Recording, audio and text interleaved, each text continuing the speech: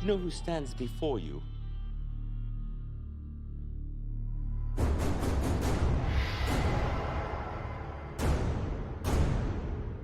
You are Darius, a Mede-Persian, uncle and father-in-law to Cyrus, who has, by stratagem, taken this city. By right of conquest, you are now her king. Yes. And you're an official of Babylon. Why should I not kill you? It is true I served Babylon in the days of Nebuchadnezzar, whom I served truly and well. But her latter kings I did not serve until tonight. How is this possible? It is a reward for letting Belshazzar know that you were about to take the city. Who told you? Have we a traitor in our ranks? It was revealed to me by my God, who sent his angel to scribe the writing on that wall. It is true. He read the inscription and revealed the message. He told the king that he would die this very night.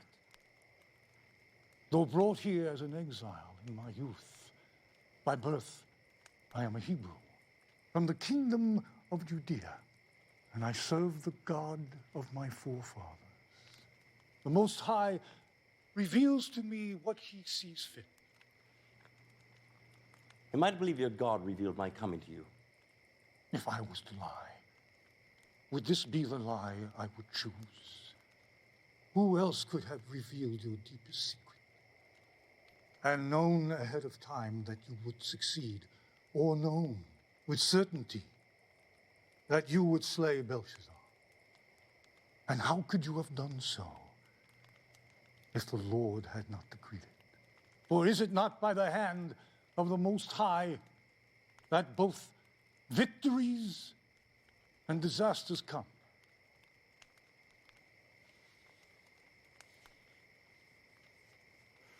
I would have you put this gift of divination at my service. Yet how do I know I could trust you, Hebrew? I will speak to you honestly, my king. And when you would not hear the truth, you must ask me nothing. So be it. I see by your insignia you were made third in all of Babylon. That is not the Persian way. For below me I have 3 administrators, all of equal rank. Yet I shall name you one of the 3. What of the other counselors? Slay them. If they were loyal to their former master, they're no good to me. If they were disloyal to him, then they will be disloyal to me. Ah, Darius. He's twice my uncle, by blood and marriage. And serves me well as co-counsel to my empire. As it pleased Darius to appoint 120 satraps to rule throughout the kingdom, with administrators above them, one of whom was me. But before long I so distinguished myself that Darius planned to set me over the whole kingdom. Which would cause great envy among the others. Yes, O king. So they called a meeting in secret to plan for my destruction.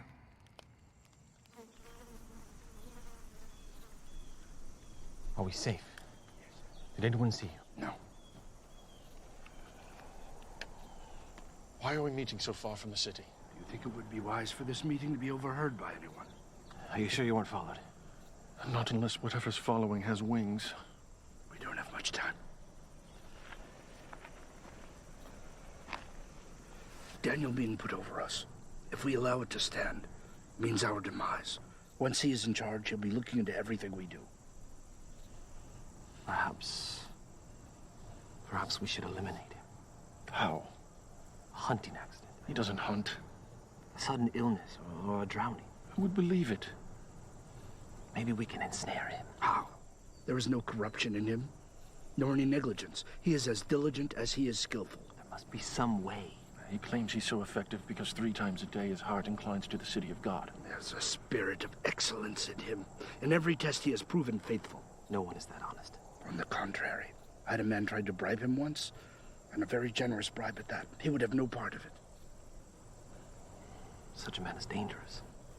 How long before he learns that we've been generous with ourselves and covered the thefts with false accounts? We'll never be able to find any basis for charges against him unless it has something to do with that god of his. That invisible god of his. No altars, no shrines, no idols, laying claim to every good thing, yet somehow not responsible for the bad. I've seen him praying before his window, on his knees facing Jerusalem morning, noon, and night, always the same. Then perhaps we need to make him stop. He won't do it. Then perhaps we need to make sure he continues. You say there is nothing anyone can do to stop his prayers? No, nothing. What if the penalty for this devotion of his was death? If we could forbid his prayers for an entire month under penalty of immediate execution? Don't be ridiculous. He'll just stop praying. No, he won't. I know him. He can't keep himself from praying to that god of his for one day, let alone a month. Well, I still don't see how it'll ever work. The king knows that Daniel and his people pray continuously, and only to one god.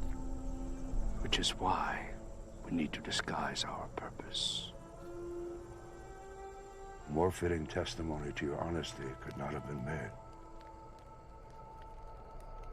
Had there been any infidelity in your record, they would have discovered it.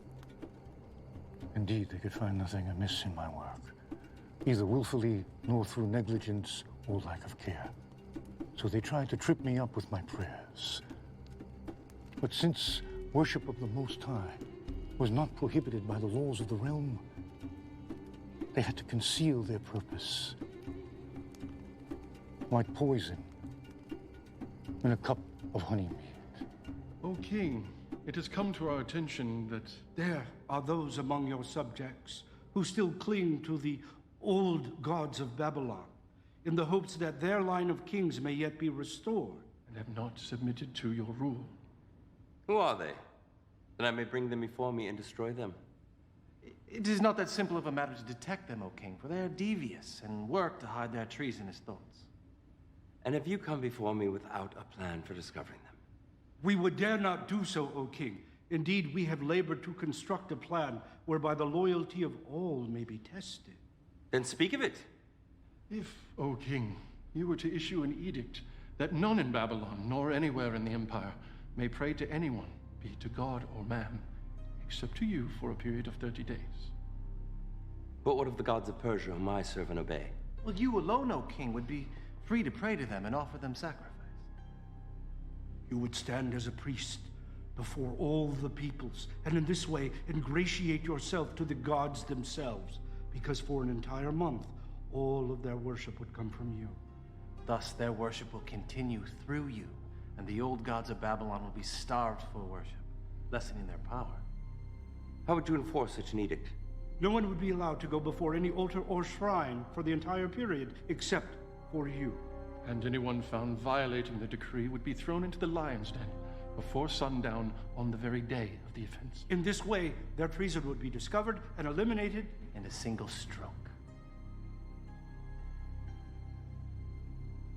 I approve your plan. I, Darius, command it be made so. In anticipation of your approval, O king, we have taken the liberty of drafting the edict and bringing it along. Well done. Bring it here that I may fix my seal.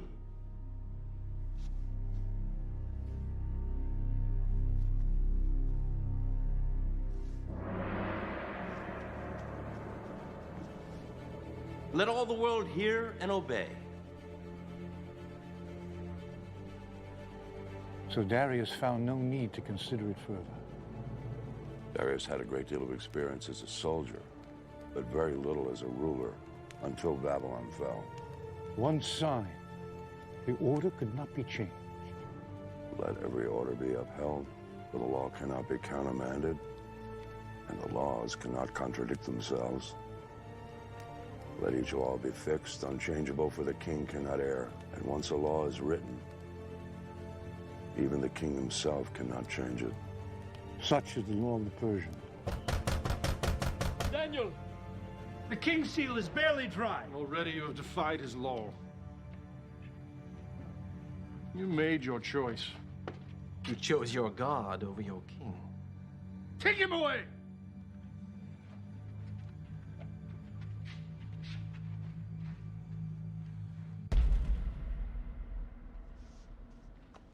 O king, it is my sad duty to inform you that someone has already defied your decree. Bring him to me.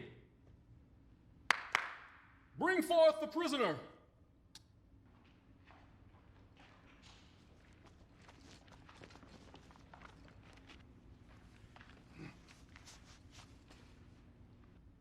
Daniel. He is one of the exiles from Judah. He pays no attention to you, O king, or to the decree you have put in writing. He still prays 3 times a day. What sort of foolishness is this? Daniel's my chief advisor. No one is above the law. Yes, sadly, O king, no one is above the law. Bring forth the tablet.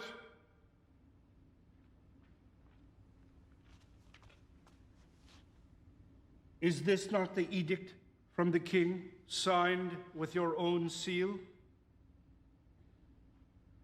Let it be known that for the next 30 days, anyone who prays to any god or man other than Darius the king shall be thrown into the lion's den on the same day the offense is discovered.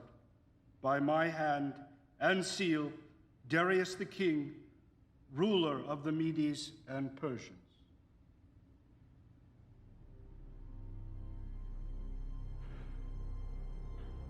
Call my counselors together.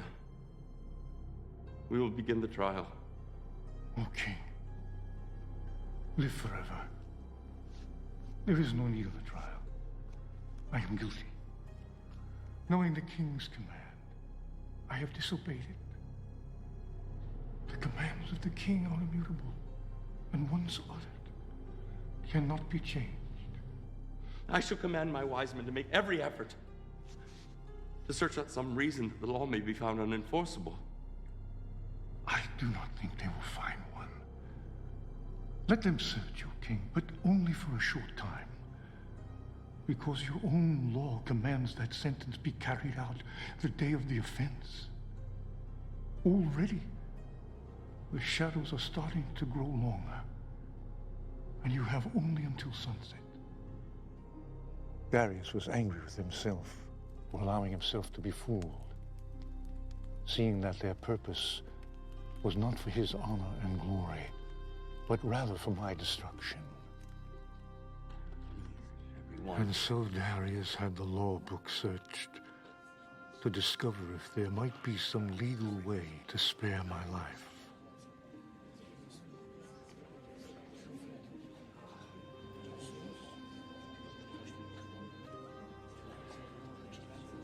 It is as I expected. Why did I not consult you before passing that accursed law? Now I'm forced to abide by my own decree. A king who will not enforce his own laws cannot be a king. Your enemies know this and use it to their advantage. Do not grieve, O king. The Most High does not want you to deliver me.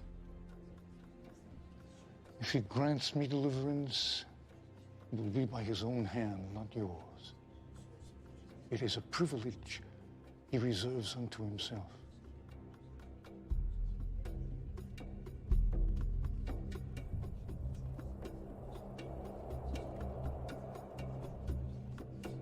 And now it is time, O king.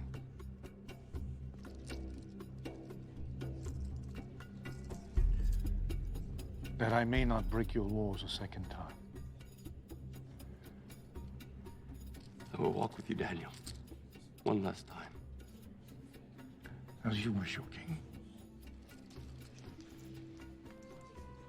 For those who have schemed to bring about my death, I will say only this. My forefather Abraham came from this land, and the Most High said unto him, I will make you into a great nation. I will bless those who bless you, and whoever curses you, I will curse. They have surely cursed me, and may yet live to reap the fruits of that curse.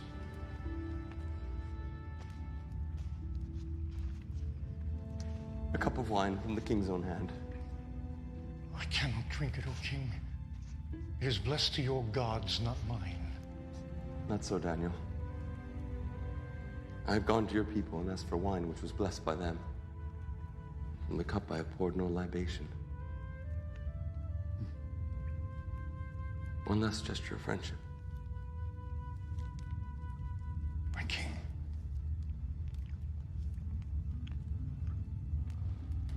Goodbye, my friend. Farewell, but perhaps not goodbye. We have yet to see what the dawn will bring.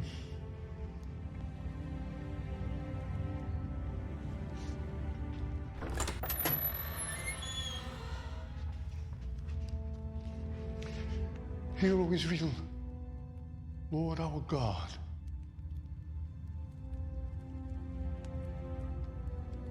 The Lord is one.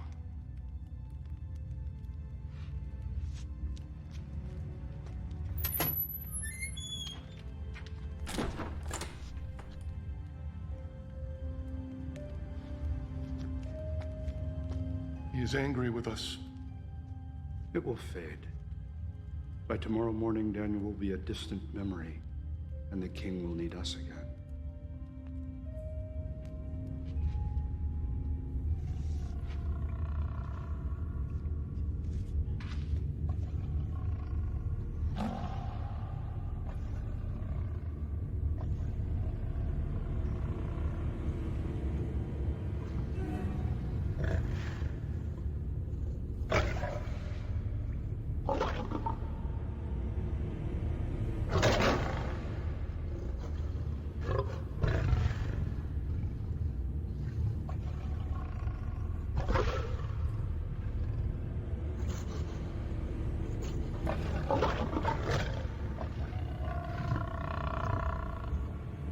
Have mercy on me, O God.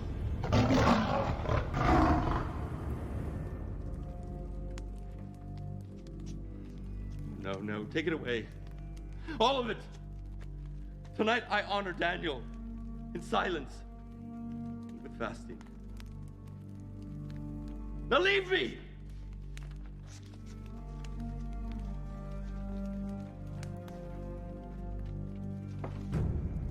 God, have mercy on me.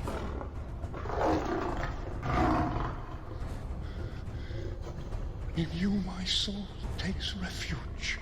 I am in the midst of lions, surrounded by ravenous beasts. Whose teeth are spears, whose tongues are sharp as swords. I call upon your name, O Lord. From the depths of the pit, hear my plea. Come near. You say, do not fear. O Lord, take up my case. Redeem my life.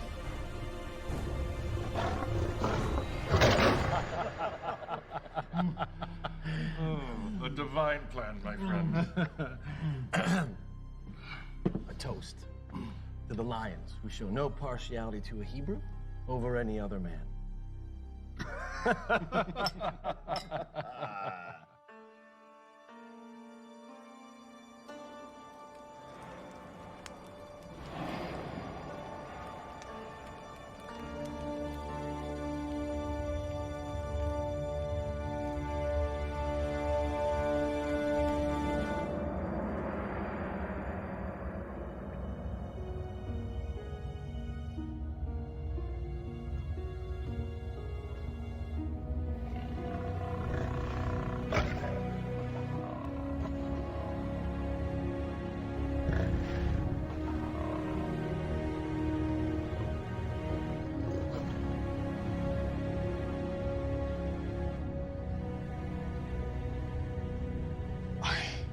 Extol the Lord at all times. His praise be ever on my lips. But those who seek the Lord will lack for no good thing. A righteous man may have many troubles, the Lord rescues him from them all.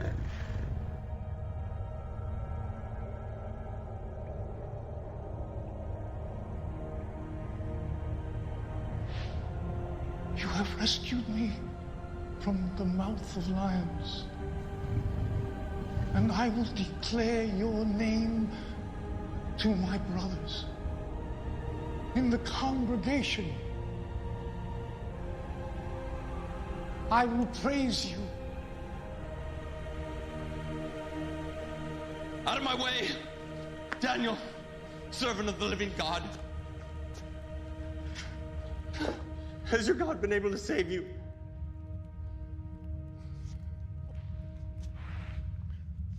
O King, live forever. My God has sent his angel, and he shut the mouth of the lions. They have not hurt me, because I was found innocent in his sight. Come forth.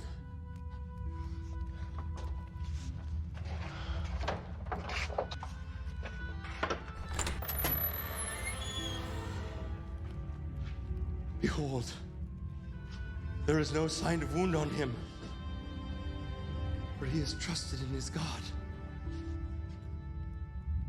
Surely your God is above all men, for while you were in the lion's den, you were in his hand. How much must the man pay if he steals another man's treasure? With his hands, perhaps. But what if that man who is robbed is the king, and the treasure is prized possession? Is there any penalty less than death which will do? If so, speak now and let me consider it. But, O King, he is a Hebrew. Why should you put such trust in him? This Hebrew is the greatest treasure I possess. He speaks to his God, and more importantly, his God speaks to him.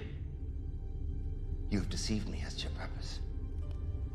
You fashioned my own words as a snare about my feet, knowing my edict could not be reversed. But the living God, the God of Daniel, has delivered him out of my hand. For 6 days they have hungered, but today they shall feed. No, no, no, no, no, no!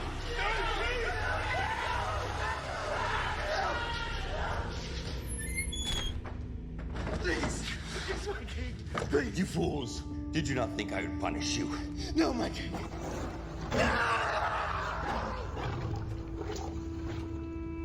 They have spread a net for my feet. I was bowed down in distress. They have dug a pit in my path, but they have fallen into it themselves. I, Darius, issue a decree that in every part of my kingdom people must fear and reverence the God of Daniel. For he is the living God, and he endures forever. His kingdom will not be destroyed. His dominion will never end. He rescues and he saves. He performs signs and wonders in the heavens and on the earth.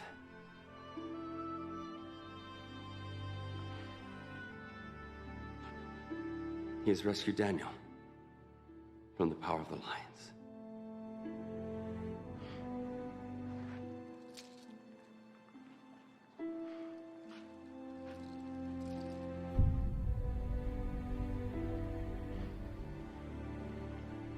And so I served Darius throughout his reign. However, my heart still longed to see Jerusalem. For 70 years I had waited, and I knew our time was near.